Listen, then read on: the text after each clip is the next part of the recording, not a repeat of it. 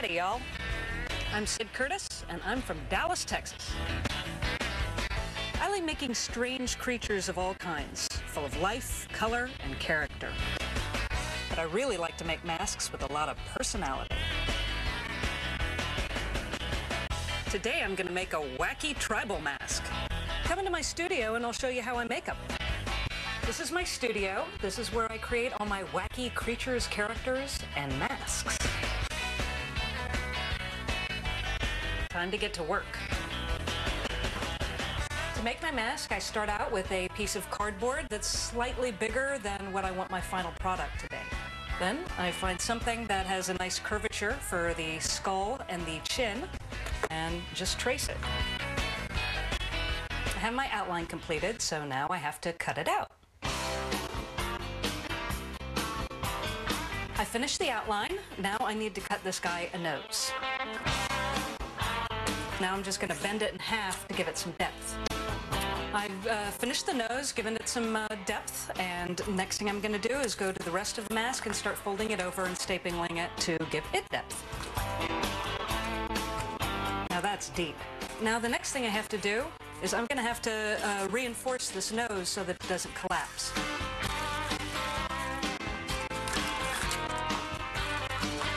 Alrighty, the nose is reinforced both on the back and on the front. So the next thing I'm going to add is eyebrows and lips and eyes, the characteristics that give this character character.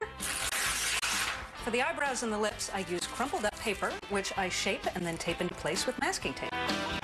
For the eyes, I'm going to use the bottom of these plastic cups. Kind of similar, don't you think?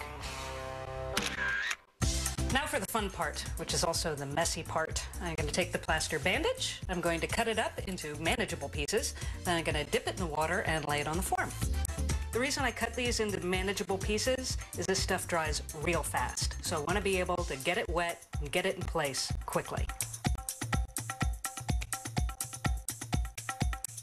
Just keep doing this until the whole thing is covered in plaster, both front and back. Just dip and cover, dip and cover. It's great. Now I just need to let it dry in the Texas sun. Well, the Texas sun has done its job. It is nice and dry. And I went ahead and I put a coat of gesso on it, because acrylic paint just sticks a lot better to gesso and you need less. So the next thing I'm going to do is I'm going to sketch in the features.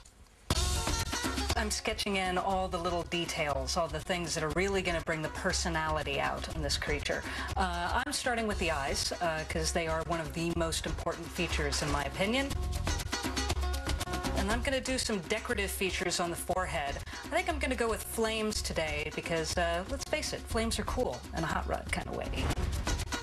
I'm going to accentuate this nice deep nose with half circles to really bring it out. And I'm going to fill those half circles with paisley and polka dots because it's really groovy.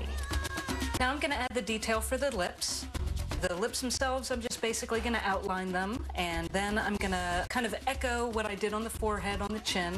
More flames.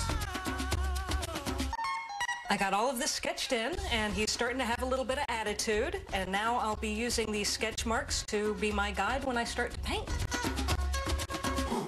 I'm going to start with the overall color first, which I've chosen kind of a pewter silvery color, and I'm going to go in and paint around all my little details here, and I'm going to be sloppy because it's acrylic paint. I can afford to be sloppy. I love acrylic. All right, I have my background color on, so the next thing is I'm going to start putting in my bright, beautiful colors. Lots and lots of color. It's going to be a hot time in the old town tonight. Now I'm going to add the nice pink lips. The mask can't be the only one to have colorful lips.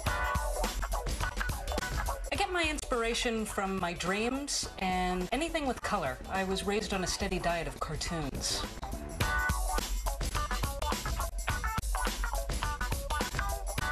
All right, I have all my color blocked in, and it's really starting to take shape. It's very bold and pretty. Now to really make it pop, I'm going to outline everything in black permanent marker.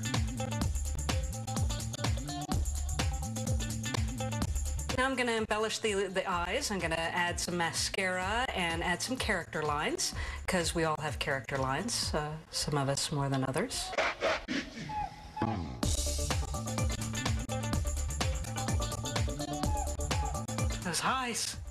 Those eyes, they're following me. Well, now I think it's time for some accessories. Some feathers and jewels. Now I'm going to give him a fabulous hairdo. The gun is full of glue, and I'm not afraid to use it.